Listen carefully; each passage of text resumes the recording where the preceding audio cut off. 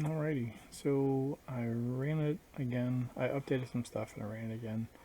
And I'm now copying the certs over. But as you can see, it is a locked, it's trusted. I am the trusted cert issuer, but it's totally good now.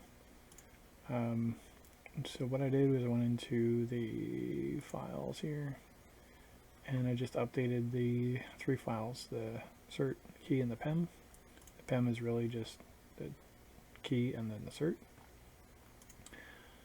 Once I got those 3 files updated, because that's what I'm using on the project, pushed it out, reran the project here, and got our nifty little array. Successful job.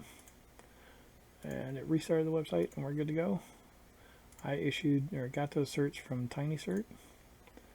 Here you can see where to go. Oh, here's my user certificate with the username Ben SpelledABC.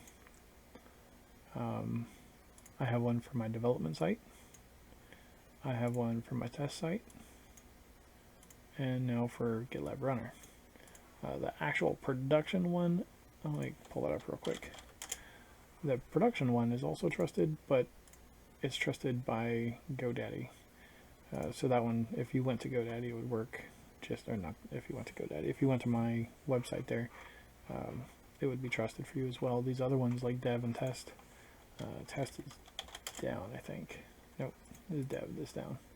Dev runs off of this local box and I'm not running it right now. But test is issued by me. So if you were to go to that site, it would not work. I mean, it would work, but it would give you a security warning. And that's what that's all about. Hooray! Deuces.